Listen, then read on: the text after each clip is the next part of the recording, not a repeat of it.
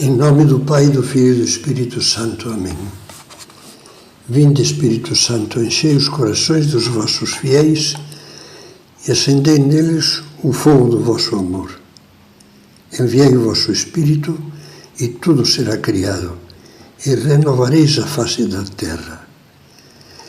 Continuo com o tema da meditação anterior, como dominar a gula. Em segundo lugar, porque já devo os exemplos, dizia em primeiro lugar, etc., citando palavras de São José Maria. Em segundo lugar, São José Maria diz também: ao corpo é preciso dar-lhe um pouco menos do que o necessário, senão atraiçoa. É outro bom conselho. Esse menos do que o necessário nada tem a ver com greve de fome nem com atentado contra a saúde. Fala de algo que os médicos e os nutricionistas estão cansados de saber. Quem se levanta da mesa sentindo-se totalmente satisfeito, com certeza comeu demais.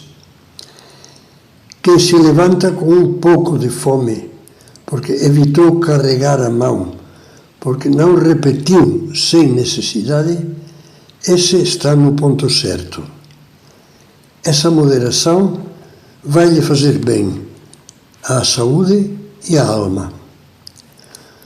Muitos médicos e nutricionistas vão além e, por caminhos puramente técnicos, reencontram a antiquíssima prática espiritual do jejum, que, por sinal, ajudou inúmeros monges a alcançar idades muito avançadas. Pratiquem o jejum, aconselham. Experimentem um dia por semana, ou um dia por mês no mínimo. Ficam só tomando líquidos e uns poucos gramas de alimento sólido. Não tema, não vai morrer, pelo contrário. Esse jejum vai purificar o seu organismo e você se sentirá muito melhor. Os cristãos, desde a época dos apóstolos, tinham a experiência de que o jejum praticado com sensatez purifica a alma. Por isso, atos ou decisões importantes que eles iam tomar, muitas vezes eles os preparavam com um jejum. Por exemplo, os Atos dos Apóstolos contam que na igreja de Antioquia celebravam o culto do Senhor depois de terem jejuado.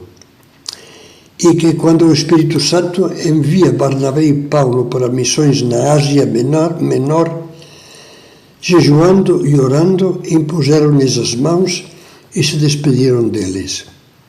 Acabada essa primeira missão, em cada igreja instituíram anciãos e, após orações com jejuns, encomendaram-nos ao Senhor em quem tinham confiado. Anciãos que eram as autoridades para a nova comunidade. Como se vê, o jejum era habitual. Hoje, a lei eclesiástica do jejum ficou muito reduzida. No Brasil, por exemplo, só são dias obrigatórios de jejum e abstinência: a quarta-feira de cinzas e a sexta-feira da paixão e morte de Cristo. Nesses 2 dias, além da abstenção de carne e derivados de carne, os fiéis limitam-se a fazer uma única refeição normal ao dia e mais 2 pequenos lanches ou colações. Não é para ninguém ficar doente. Ao contrário, essa benignidade da lei da Igreja, que prescreve, por outro lado, que são obrigatórios todas as sextas-feiras do ano algumas formas de penitência, concretamente algumas dessas 3 formas clássicas: ou jejum, ou oração, ou esmola, são uma penitência obrigatória todas as sextas-feiras do ano. Alguma, por pequena que seja, mas alguma.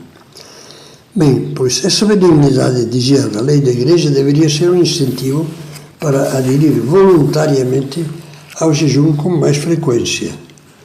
Oferecido a Deus, este sacrifício nos ajudaria a purificar os pecados, especialmente em tempos de penitência, como a Quaresma, a unir-nos com mais amor ao sacrifício de Cristo. Em terceiro lugar, outra citação de São José Maria: no dia em que te levantares da mesa, sem teres feito uma pequena mortificação, comeste como um pagão. Esse é um conselho que faz meditar.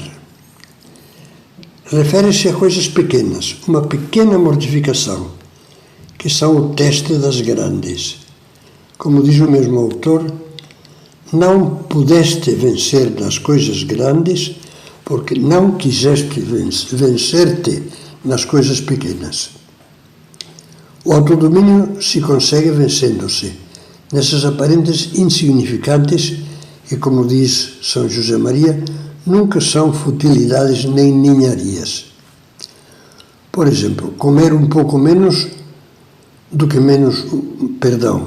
comer um pouco mais do que menos gostamos, comer um pouco menos do que mais nos agrada, deixar vez ou outra a sobremesa, lutar para não beliscar aqui e além por mera gula fora dos horários das refeições e, sobretudo no caso de estudantes, não cair na fraqueza de comprar e comer, como dizia alguém, porcariazinhas em todos os intervalos.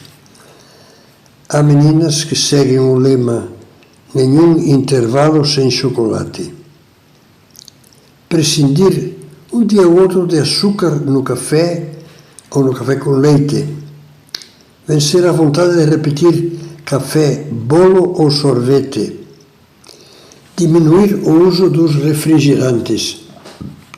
Você sabia que os jovens brasileiros bebem 4 bilhões de litros de refrigerante por ano? Como seria bom dizer: não vou beber refrigerante em toda a quaresma. E também evitar queixas sobre a comida, a não ser que sejam precisas para corrigir defeitos notáveis.